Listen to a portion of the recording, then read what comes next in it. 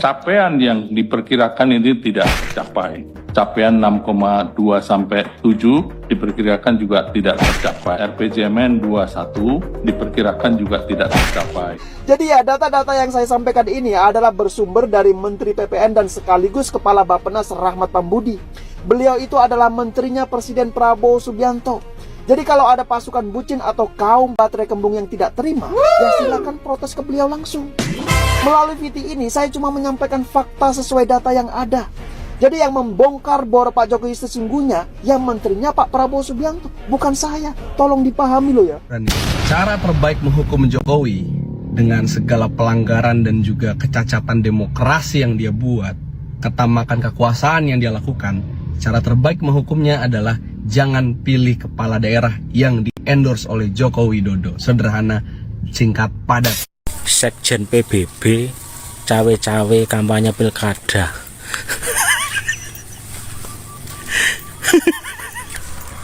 Turun dari presiden pengen jadi sekjen PBB, malah jadi turun jadi jurkam di kampungnya sendiri. Jurkam? Juru kampanye? Juru kampung. Halo, assalamualaikum warahmatullahi wabarakatuh. Terima kasih sudah kembali di channel Kedua Reaction. Terima kasih sudah mengklik dan menonton video ini.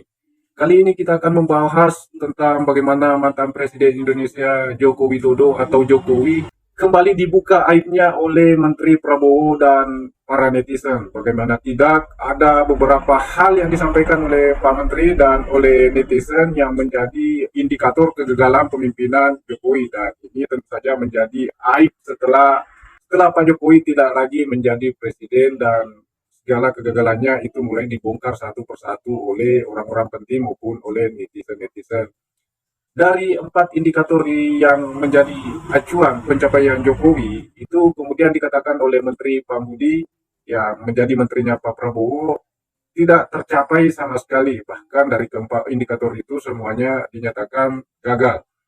Begitupun ketika netizen menanggapi apa yang disampaikan oleh Pambudi dan menanggapi bagaimana sepak terjang Jokowi secara langsung turun berkampanye di beberapa daerah yang menjadi basis atau yang menjadi dukungan dari Pak Jokowi sendiri.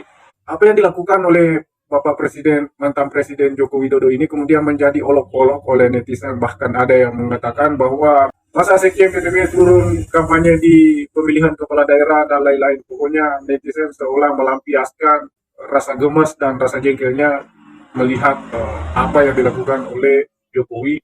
Sebagaimana kita ketahui sebelumnya bahwa Jokowi ini adalah presiden yang begitu dibangga-banggakan atas berbagai pencapaiannya, namun kemudian setelah lengser satu persatu bobroknya, aibnya kemudian dibongkar oleh petinggi-petinggi dan netizen. Dan bagaimanakah indikator pencapaian yang kemudian dinyatakan oleh Pak Menteri sebagai kegagalan? Berikut penjelasannya oleh Pak Menteri sendiri dan beberapa netizen.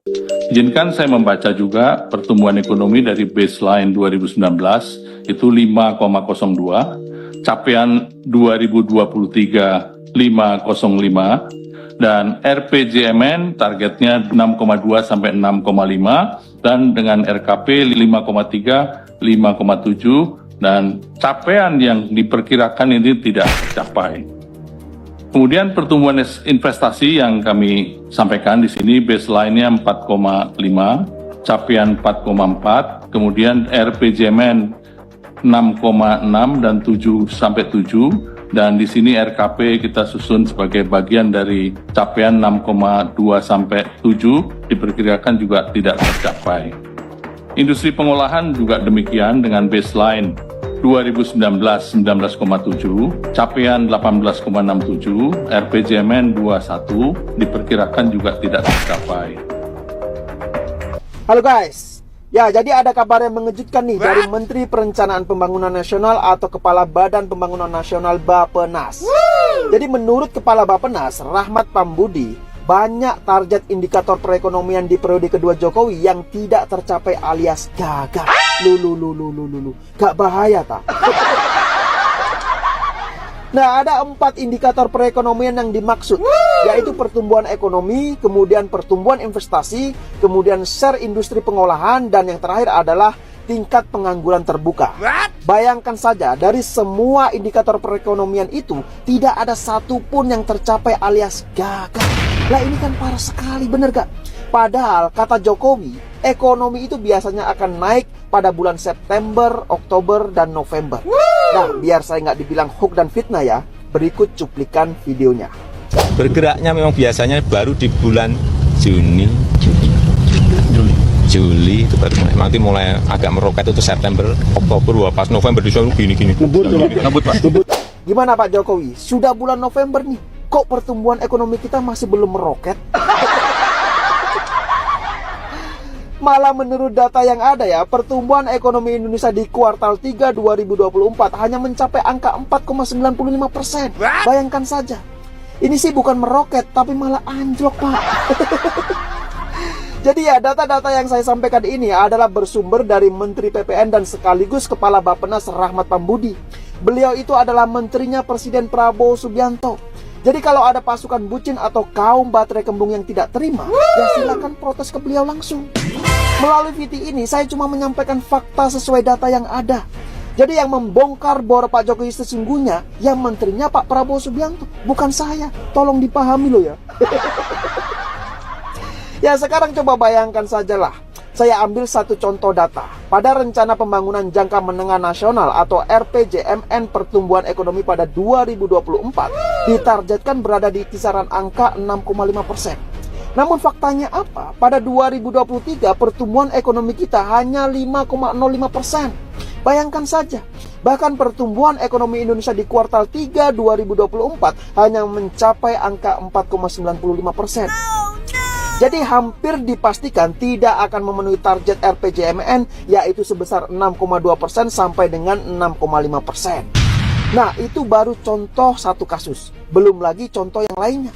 Total itu ada belasan indikator pembangunan lainnya yang menunjukkan kegagalan. Bayangkan saja, lah ini kan parah sekali. Ya kalau semuanya saya jelaskan di sini, bisa jadi sampai besok VT ini tidak selesai. Jadi silakan kalian bisa baca-baca sendiri beritanya seperti apa.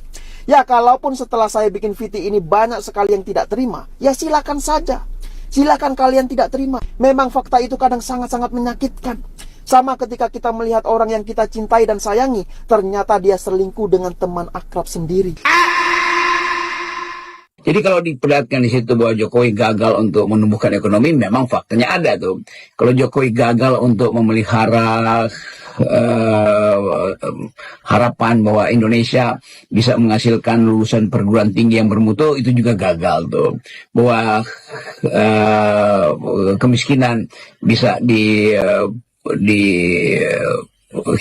itu juga gagal. Jadi semua hal yang sebetulnya merupakan kritik dari oposisi ketika Jokowi sedang memerintah sekarang diperlihatkan secara faktual. Jadi itu bukan soal dendam sebetulnya, karena apa yang kita sebut sebagai kebijakan politik kan selalu mesti dibasiskan pada ketersediaan anggaran dan pada situasi real pada saat itu yang mungkin kita percaya pada data itu.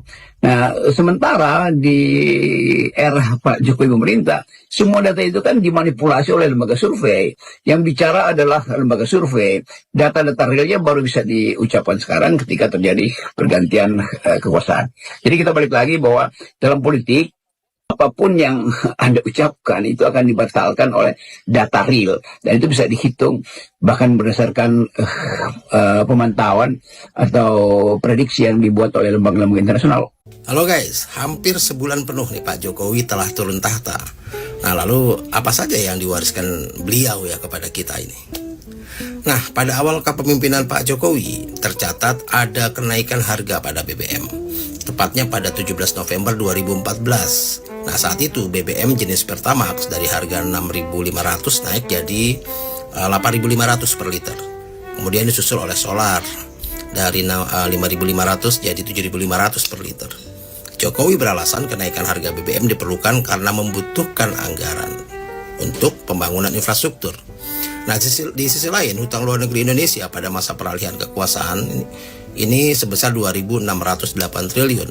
Nah terhitung selama 2014 sampai 2019 Indonesia sudah menambah hutang baru sebesar 4.016 triliun. Nah melihat fakta bertambahnya hutang ini tentu menimbulkan spekulasi. Jika pembangunan infrastruktur diambil dari kenaikan harga BBM tadi, untuk apa Jokowi mengambil hutang lagi? Nah logika berlawanan inilah yang sedari awal terlihat pada masa kekuasaan Presiden Jokowi. Nah, hutang luar negeri Indonesia ini masih terus berlanjut. Bahkan per Februari 2022, hutang pemerintah tembus 7.014 triliun. Sedangkan harga BBM yang masih saja dinaikkan atas dasar demi kepentingan bersama. Nah, sepanjang kepemimpinan Pak Jokowi, harga BBM ini mengalami kenaikan setidaknya 6 kali. Dan tentu jika kenaikan harga BBM terus terjadi, maka lambat laun rakyat kecil lah yang pasti akan terbunuh mati. Mantan presiden yang baru demisioner dari jabatannya bukan dialog di kampus, berdebat dengan mahasiswa akademisi, malah buka jastip pilkada, belum lagi jadi juru kampanye. Ini gimana sih konsepnya? Siapa lagi kalau bukan Joko Widodo dengan segala rasa culasnya. Terus lo nanya, bang emang mantan presiden gak boleh kampanye? Boleh-boleh aja, kan udah jadi warga sipil juga. Jangan kan saat jadi mantan presiden, lagi jadi presiden aja, buat Jokowi mah semua boleh dah. Atur aja atur, ganti aturannya. Cara terbaik menghukum Jokowi dengan segala pelanggaran dan juga kecacatan demokrasi yang dia buat, ketamakan kekuasaan yang dia lakukan, cara terbaik menghukumnya adalah jangan pilih kepala daerah yang di-endorse oleh Joko Widodo. Sederhana, singkat, padat. Kita ambil dua contoh endorsement Jokowi kepada calon kepala daerah, yaitu Lutfi di Jateng dan juga Ridwan Kamil di Jakarta. Lo tau nggak? Dua dukungan Jokowi ini itu seperti memvalidasi kalau ternyata saat jadi presiden, ya memang Jokowi itu ikut cawe-cawe. Contohnya Jawa Tengah. Jawa Tengah itu bahkan awalnya harusnya yang maju itu adalah Kaesang, tapi kan MK gagalkan skenario itu. Yang kedua, sebenarnya Gerindra pengennya ngusung Sudaryono, tapi Jokowi ini lobby-lobby. Akhirnya Sudaryononya dijadiin Wamentan dan Lutfinya dimajuin jadi Cagup Jateng. Kenapa Jokowi segitunya pengen menang di Jateng? Gak lain dari Jokowi ingin mempermalukan PDI Perjuangan di kandang sendiri, itu Jateng. Ya ini tuh udah bukan lagi ngomongin soal rakyat ataupun gagasan kesejahteraan. Ini memang konflik of interest saja, dendam pribadi aja. Begitupun di Jakarta yang Jokowi sama, awalnya pengen ngusung Kaesang tapi nggak bisa, MK gagalkan. Yang kedua, dia lakukan segala cara untuk menjegal Anies Baswedan. Dan terciptalah Ridwan Kamil yang jadi produk dari Kimples dari Joko Widodo. Jadi kalau sekarang dia mendukung RK dan Lutfi, ya gue bener-bener udah di titik gak heran, gak kaget. Cuman nunggu waktunya aja, time will tell gitu. Apa tujuan Jokowi melakukan semua hal ini? Dua hal menurut gue. Yang pertama adalah jelas mempertahankan kekuasaan. Jangan lupa, anak dan juga menantunya masih di kekuasaan.